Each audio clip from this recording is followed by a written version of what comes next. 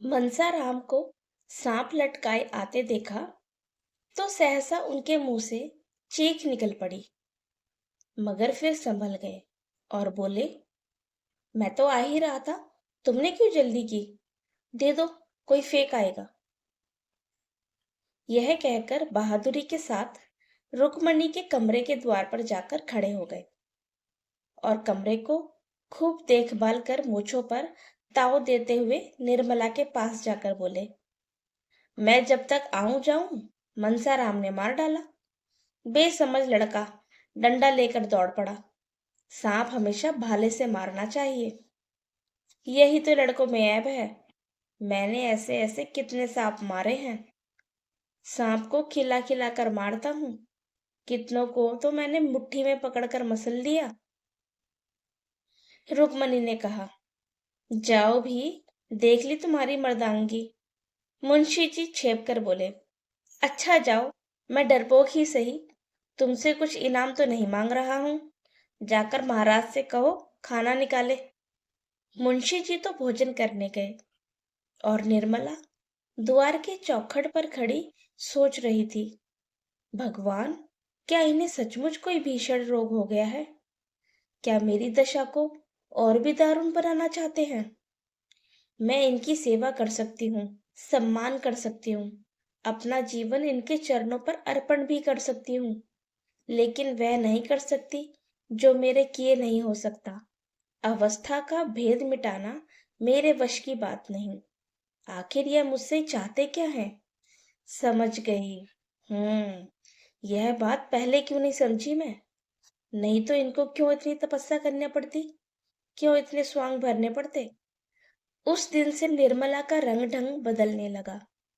अपने आप को उसने कर्तव्य पर मिटा देने का निश्चय कर दिया। अब तक नैराश्य के संताप से उसने कर्तव्य पर ध्यान ही ना दिया था। उसके हृदय में विपल्लव की ज्वाला सी दहकती रहती थी, जिसकी असह्य वेदना ने उसे संज्ञाहीन सा कर रखा था। अब उस वेदना का वेग शांत होने लगा। उसे ज्ञात हुआ कि मेरे लिए जीवन का कोई आनंद नहीं। उसका सपना देखकर क्यों इस जीवन को नष्ट करूं? संसार में सबके सब प्राणी सुख सेज पर ही तो नहीं सोते। मैं भी उन्हीं अभागों में से हूं। मुझे भी विधाता ने दुख की गठरी ढोने के लिए भेजा है। वह बोझ सिर से उतर नहीं सकता। उसे फेंकना भी चाहूं तो नहीं फेंक सकती। उस कठिन भार से चाहे आंखों में अंधेरा छा जाए, चाहे गर्दन टूटने लगे, चाहे पैर उठाना दुस्तर हो जाए, लेकिन वह गठरी ढोनी ही पड़ेगी। उम्र भर का कैदी कहाँ तक रोएगा? रोए भी तो कौन देखता है? किसे उस पर दया आती है? रोने से काम में हर्ज होने के कारण उसे और यातना ही तो सहनी पड़ती है। दूसरे दिन वकील साहब कचहरी से आए तो देखा निर्मला की साहस्य मूर्ति अपने कमरे के द्वार पर खड़ी है। वह अनिंद्य छवि देखकर उनकी आंखें तृप्त हो गईं। आज बहुत दिनों के बाद उन्हें यह कमल खिला हुआ दिखाई दिया। कमरे में एक बड़ा सा आईना दीवार पे लटका हुआ था। उस पर एक पर्दा पड़ा था। आज उसका पर्दा उठा हुआ था। वकील साहब ने कमरे में कदम रखा तो शीशे पर निगाह पड़ी। अपनी सूरत साफ साफ दिखाई दी। उनके हृदय में चोट सी लग गई। दिन भर के परिश्रम से मुख की कांति मलिन हो गई थी। भांति भांति के पौष्टिक पदार्थ खाने पर भी गालों की झुर्रियां साफ दिखाई दे रही थी। तोंद कसी होने पर भी किसी मुंहजोर घोड़े की भांति बाहर निकली हुई थी। आईने के ही सामने किंतु दूसरी ओर ताकती हुई निर्मला भी खड़ी थी। दोनों सूरतों में कितना अंतर था। एक रतन जटिल विशाल भवन, दूसरा टूटा फूटा खंडहर। वह उस आईने की ओर देख ना सके। अपनी यह हीनावस्था उनके लिए असह्य थी। वह आईने के सामने से हट गए। उन्हें अपनी ही सूरत से घृणा होने लगी। फिर इस रूपवती कामिनी का उनसे घृणा करना कोई आश्चर्य की बात न थी। निर्मला की ओर ताकने का भी उन्हें साहस ना हुआ। उसकी यह अनुपम छवि उनके हृदय का शूल बन गई। निर्मला ने कहा, आज इतनी देर कहाँ लगाई? दिन भर राह देखते देखते आंखें फूट जाती हैं। तोताराम ने खिड़की की ओर ताकते हुए जवाब दिया, मुकदमों के मारे दम मारने को छुट्टी नहीं मिलती। अभी एक मुकदमा और था, लेकिन मैं सिर दर्द का बहाना करके भाग खड़ा हुआ। निर्मला, तो क्यों इतने मुकदमे लेते हो? काम उतना ही करना चाहिए जितना आराम हो सके। प्राण देकर थोड़े ही काम किया जाता है। मत लिया करो बहुत मुकदमे। मुझे रुपयों का लालच नहीं। तुम आराम से रहोगे तो बहुत रुपए मिलेंगे। तोताराम, भाई आती हुई लक्ष्मी तो ठुकराई नहीं जाती। निर्मला, लक्ष्मी अगर रक्त और मांस की भेंट लेकर आती है तो उसका ना आना ही अच्छा। मैं धन की भूखी नहीं हूं। इस वक्त मनसाराम भी स्कूल से लौटा। धूप में चलने के कारण मुख पर पसीने की बूंदें छाई हुई थी। गोरे मुखड़े पर खून की लाली दौड़ रही थी। आंखों से ज्योति सी निकलती मालूम होती थी। द्वार पर खड़ा होकर बोला, अम्मा जी, लाइए कुछ खाने को निकालिए, जरा खेलने जाना है। निर्मला जाकर पानी का गिलास लाई और एक तश्तरी में कुछ मेवे रखकर मनसाराम को दिए। मनसाराम जब खाकर चलने लगा तो निर्मला ने पूछा, कब तक आओगे? मनसाराम, कह नहीं सकता। गोरों के साथ हॉकी का मैच है। बारक यहाँ से बहुत दूर है। निर्मला, भाई जल्दी आना, खाना ठंडा हो जाएगा तो कहोगे मुझे भूख नहीं है। मनसाराम ने निर्मला की ओर सरल स्नेह भाव से देखकर कहा, मुझे देर हो जाए तो समझ लीजिएगा, वहां खा रहा हूं। मेरे लिए बैठने की जरूरत नहीं। वह चला गया तो निर्मला बोली, पहले तो घर में आते ही ना थे, मुझसे बोलते शर्माते थे। किसी चीज की जरूरत होती तो बाहर से ही मंगवा लेते। जब से मैंने बुलाकर कहा तब से आने लगे हैं। तोताराम ने कुछ चिढ़कर कहा, यह तुम्हारे पास खाने पीने की चीजें मांगने क्यों आता है?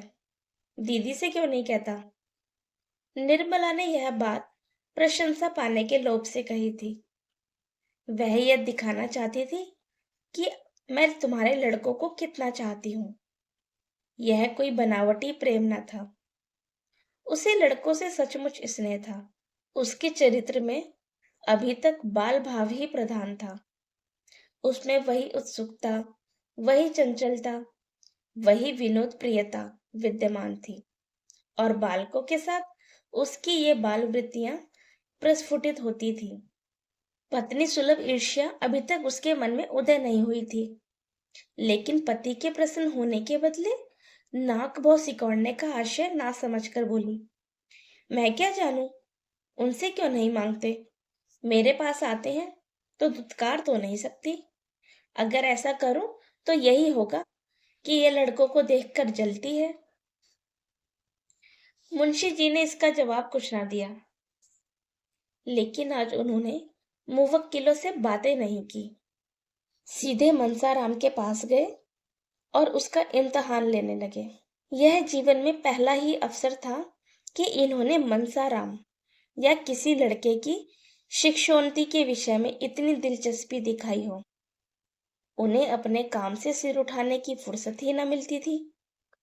उन्हें इन विषयों को पढ़े हुए 40 वर्ष के लगभग हो गए थे। तब से उनकी ओर आंख तक न उठाई थी। वह कानूनी पुस्तकों और पत्रों के सिवा कुछ और पढ़ते ही न थे। इसका समय ही ना मिलता। पर आज उन्हीं विषयों में मनसाराम की परीक्षा लेने लगे। मनसाराम जहीन था और इसके साथ ही मेहनती भी था। खेल में भी टीम का कैप्टन होने पर भी वह क्लास में प्रथम आता था। जिस पाठ को एक बार देख लेता, पत्थर की लकीर हो जाती थी। मुंशी जी को तावलेपन में ऐसे मार्मिक प्रश्न तो नहीं सूझे जिनके उत्तर देने में चतुर लड़के को भी कुछ सोचना पड़ता, और ऊपरी प्रश्नों को मनसाराम ने चुटकियों में उड़ा दिया। कोई सिपाही अपने शत्रु पर वार खाली जाते देखकर जैसे झल्ला झल्लाकर और भी तेजी से वार करता है, उसी भांति मनसाराम के जवाबों को सुन सुनकर वकील साहब भी चिल्लाते थे। वह कोई ऐसा प्रश्न करना चाहते थे जिसका जवाब मनसाराम से ना बन पड़े। देखना चाहते थे कि इसका कमजोर पहलू कहाँ है। यह देखकर अब उन्हें संतोष ना हो सकता था कि वह क्या करता है। वह यह देखना चाहते थे कि यह क्या नहीं कर सकता। कोई अभ्यस्त परीक्षक मनसाराम की कमजोरियों को आसानी से नहीं दिखा सकता, पर वकील साहब अपनी आधी शताब्दी की भूली हुई शिक्षा के आधार पर इतने सफल कैसे होते। अंत में उन्हें अपना गुस्सा उतारने के लिए कोई बहाना ना मिला तो बोले, देखता हूं तुम सारे दिन इधर उधर मटर गश्ती क्या करते हो। मैं तुम्हारे चरित्र को तुम्हारी बुद्धि से बढ़कर समझता हूँ, और तुम्हारा यूं आवारा घूमना मुझे कभी गवारा नहीं हो सकता। मनसाराम ने निर्भीकता से कहा, मैं शाम को 1 घंटा खेलने के लिए जाने के सिवा दिन भर कहीं नहीं जाता। आप अम्मा या बुआ जी से पूछ लें। मुझे खुद इस तरह घूमना पसंद नहीं। हाँ, खेलने के लिए हेडमास्टर साहब से आग्रह करके बुलाते हैं तो मजबूरन जाना पड़ता है। अगर आपको मेरा खेलने जाना पसंद नहीं तो कल से जाऊंगा नहीं।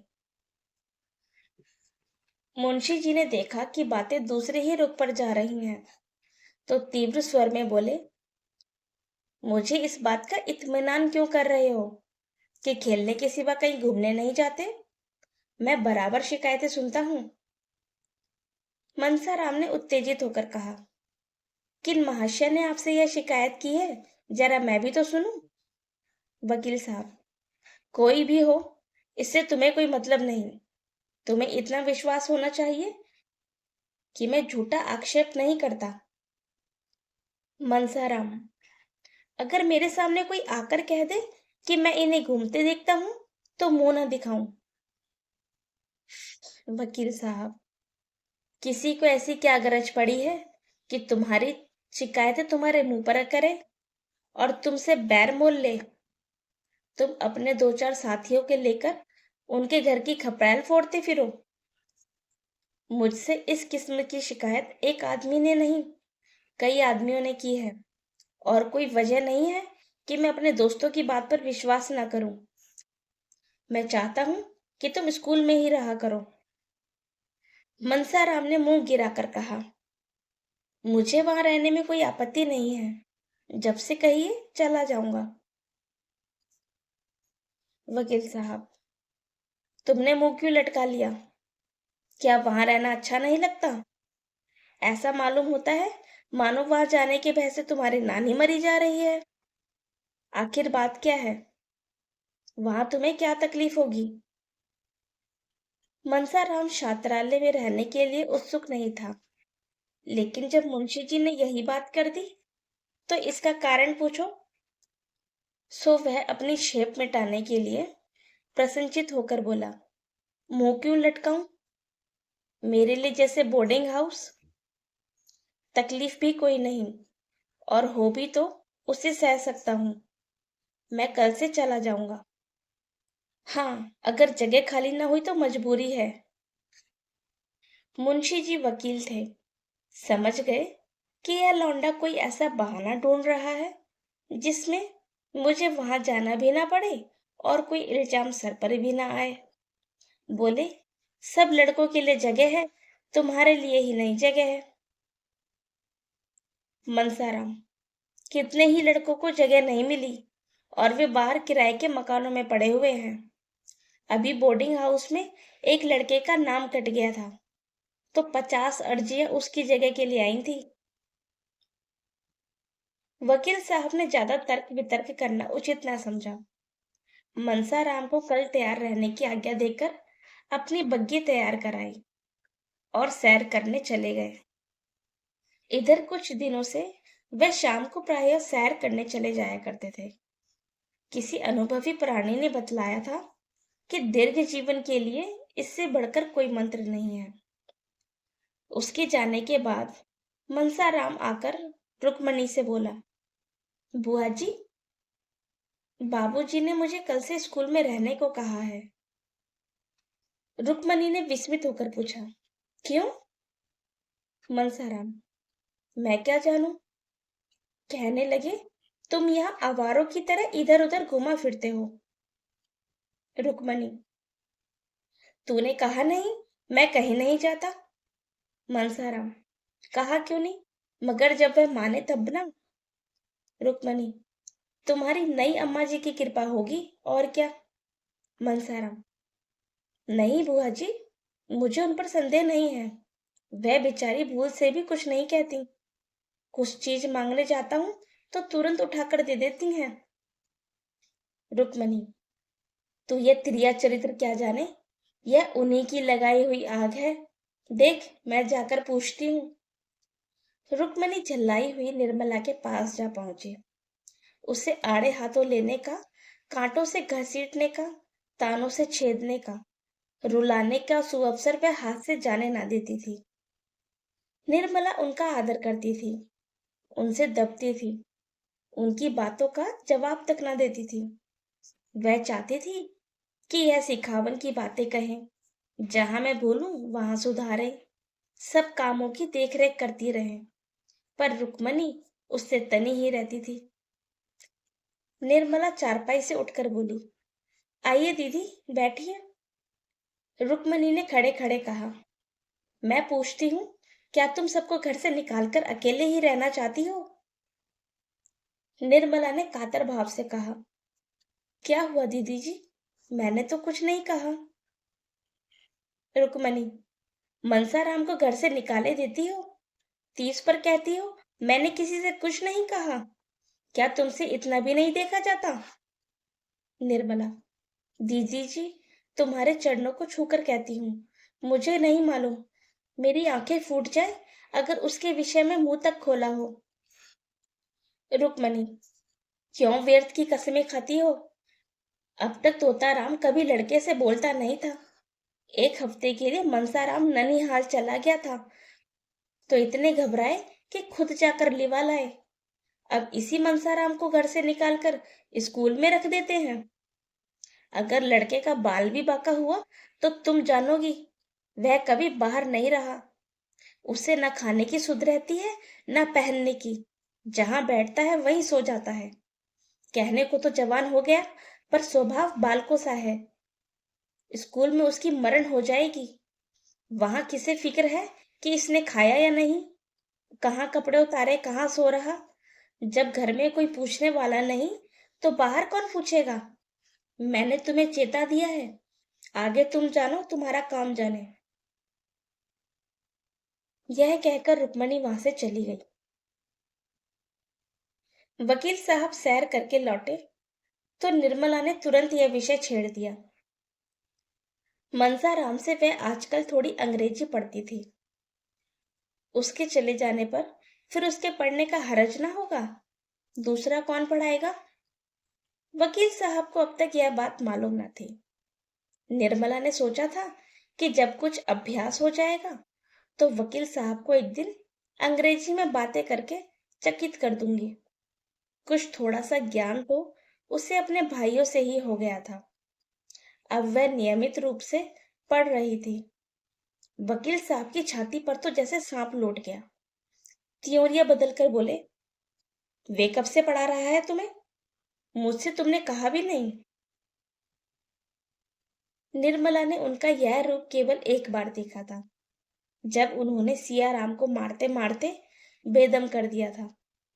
वही रूप और भी विकराल बनकर आज उसे फिर से दिखाई दिया। सहमती हुई बोली, उनके पढ़ने में तो इससे कोई हरज नहीं होता। मैं उसी वक्त उनसे पढ़ती हूँ जब उन्हें फुर्सत रहती है। पूछ लेती हूँ कि तुम्हारा हरज होता हो तो जाओ। बहुधा जब वे खेलने जाने लगते हैं तो बस 10 मिनट के लिए रोक लेती हूँ। मैं खुद चाहती हूँ कि उनका कोई नुकसान ना हो। बात कुछ ना थी, मगर वकील साहब हताश से होकर चारपाई पर गिर पड़े और माथे पर हाथ रखकर चिंता में मग्न हो गए। उन्होंने जितना समझा था, बात उससे कहीं अधिक बढ़ गई थी। उन्हें अपने ऊपर क्रोध आया कि मैंने पहले ही क्यों न इस लौंडे को बाहर रखने का प्रबंध किया। आजकल जो ये महारानी इतनी खुश दिखाई देती है, इसका रहस्य अब समझ में आया।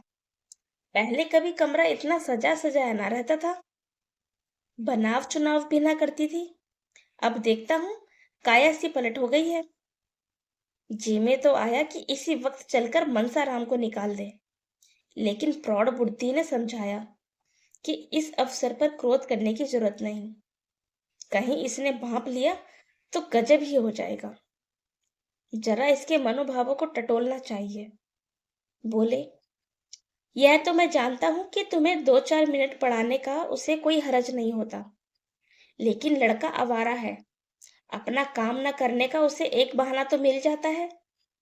कल अगर फेल हो गया तो साफ कह देगा, मैं तो दिन भर पढ़ाता रहता था। मैं तुम्हारे लिए कोई मिस नौकर रख दूंगा, कुछ ज्यादा खर्च ना होगा। तुमने मुझसे पहले क्यों नहीं कहा?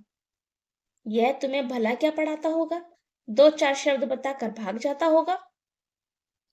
इस तरह तो तुम्हें कुछ भी ना आएगा।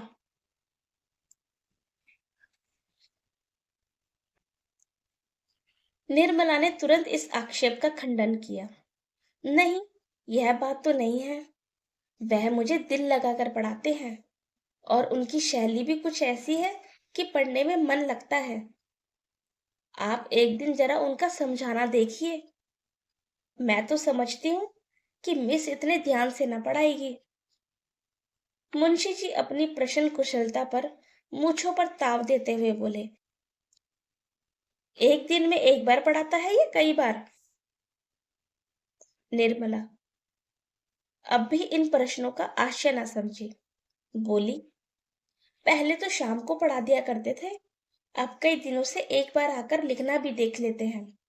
वह तो कहते हैं कि मैं अपनी क्लास में सबसे अच्छा हूँ। अभी परीक्षा में इन्हीं को प्रथम स्थान मिला था। फिर आप कैसे समझते हैं कि उन्हें पढ़ने में जी नहीं लगता? मैं इसलिए और भी कहती हूँ कि दीदी जी समझेंगी। इसी ने आग लगाई है। मुफ्त में मुझे ताने सुनने पड़ेंगे। अभी जरा ही देर हुई धमका कर गई हैं। मुंशी जी ने दिल में कहा, खूब समझता हूँ, तुम कल की छोकरी होकर मुझे चराने लगी। दीदी का सहारा लेकर अपना मतलब पूरा करना चाहती है। बोले, मैं नहीं समझता, बोर्डिंग का नाम सुनकर क्यों लौंडे की नानी मरती है? और लड़के तो खुश होते हैं कि अपने दोस्तों में रहेंगे, यह उल्टे रो रहा है। अभी कुछ दिन पहले तक यह दिल लगाकर पढ़ता था। यह उसी मेहनत का नतीजा है कि अपने क्लास में सबसे अच्छा है। लेकिन इधर कुछ दिनों से इसे सैर सपाटे का चस्का पड़ चला है। अगर अभी से रोकथाम ना की गई तो पीछे करते धरते ना बन पड़ेगा। तुम्हारे लिए एक मिस रख दूंगा। दूसरे दिन मुंशी जी प्रातः काल कपड़े लत्ते पहनकर बाहर निकले। दीवान खाने में कई मुकव्विल बैठे हुए थे। इनमें से एक राजा साहब भी थे, जिनसे मुंशी जी को कई हजार सालाना मेहनताना मिलता था। मगर मुंशी जी उन्हें वहीं छोड़कर 10 मिनट में आने का वादा करके बग्गी पर बैठकर स्कूल के हेडमास्टर के यहाँ पहुंचे। हेडमास्टर साहब बड़े सज्जन पुरुष थे। वकील साहब का बहुत आदर सत्कार करते थे, पर उनके यहाँ एक लड़के की भी जगह खाली ना थी। सभी कमरे भरे हुए थे। इंस्पेक्टर साहब की कड़ी ताकीद थी कि मुफस्सिल के लड़कों को जगह देकर तब शहर के लड़कों को दिया जाए। इसीलिए यदि कोई जगह खाली भी हुई तो भी मनसाराम को जगह ना मिल सकेगी, क्योंकि कितने ही बाहरी लड़कों के प्रार्थना पत्र रखे हुए थे। मुंशी जी वकील थे। रात दिन ऐसे प्राणियों से साबिका रहता था, जो लोभवश असंभव का संभव, असाध्य को भी साध्य बना सकते हैं। समझे, शायद कुछ दे दिलाकर काम निकल जाए। दफ्तर क्लर्क से ढंग की कुछ बात करनी चाहिए। पर उसने हंसकर कहा, मुंशी जी ये कचहरी नहीं स्कूल है। हेडमास्टर साहब के कानों में इसकी भनक भी पड़ गई तो जामे से बाहर हो जाएंगे और मनसाराम को खड़े खड़े निकाल देंगे। संभव है अफसरों से शिकायत कर दें। बेचारे मुंशी जी अपना सा मुंह लेकर रह गए। 10 बजते बजते झुंझलाए हुए घर लौटे।